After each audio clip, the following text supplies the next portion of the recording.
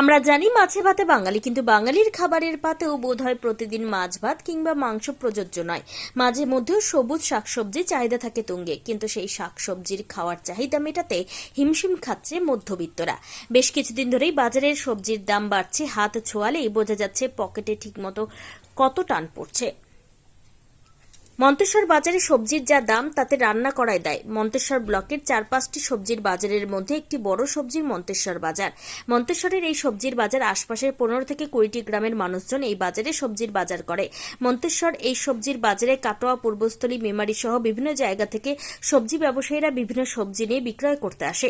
এই সবজির বাজারে ক্রেতা বিক্রেতা প্রচুর সমাগম হয়। তাই আজ মন্তেশ্বরে কাঁচামালের সবজির বাজারে সবজির কেজি প্রতি দর: আলু কেজি প্রতি 30 টাকা থেকে 32 টাকা, পটল 30 টাকা থেকে 35 টাকা, ঝিঙে 60 টাকা, উচ্ছে 100 টাকা, বেগুন 60 টাকা, কাঁচা লঙ্কা 150 টাকা, কুমড়ো কেজি প্রতি 40 টাকা, টমেটো কেজি প্রতি 80 টাকা থেকে 100 টাকা।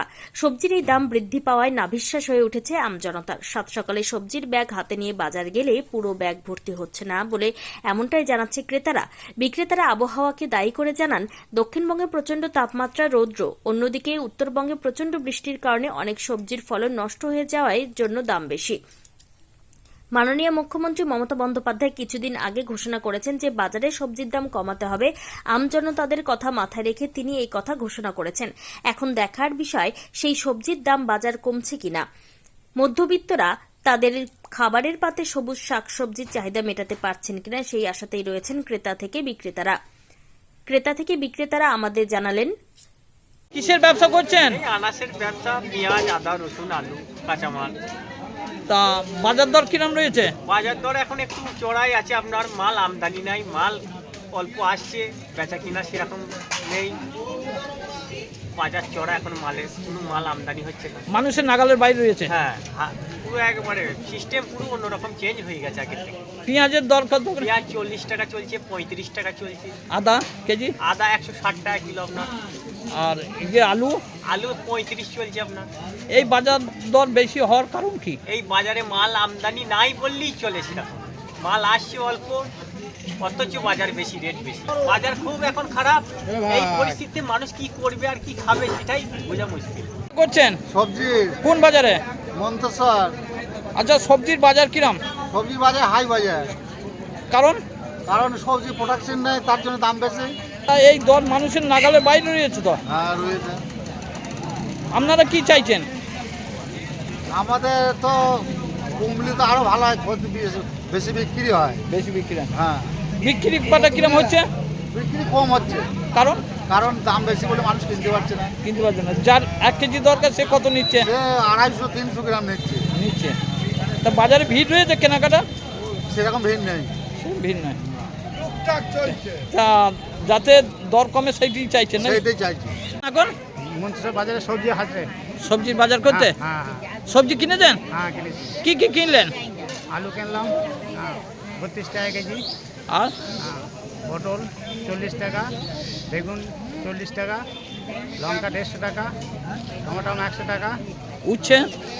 উচ্ছে 80 টাকা। তা বাজার দর বেশি সবজির? হ্যাঁ, সবজি বাজার বেশি। এর কারণটা কি? এখন কী করে বলবো, মার্কেটে আমদানি কম, সেই জন্য। ভিড় রয়েছে? না, ভিড় নাই। তা কি চাইছেন আপনারা খদ্দের হিসেবে? মার্কেট দাম কমার জন্য চাইছি, সবজি বাজার কমার জন্য।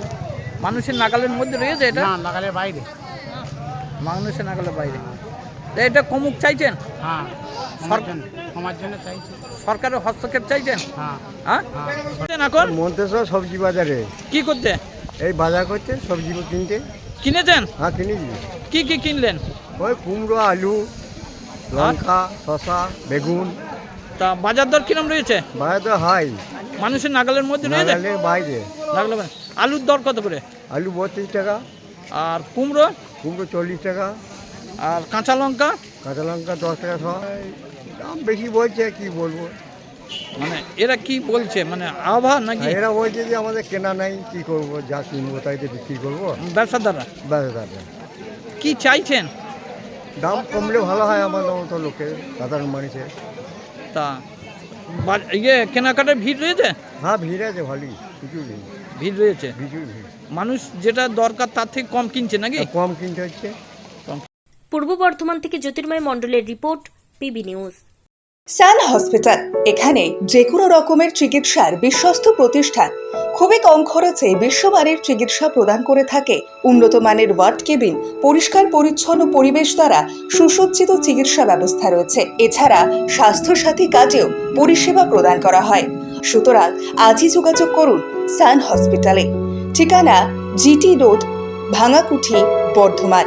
ফোন নাম্বার মনে রাখবেন 9434188262 অথবা 83730954222।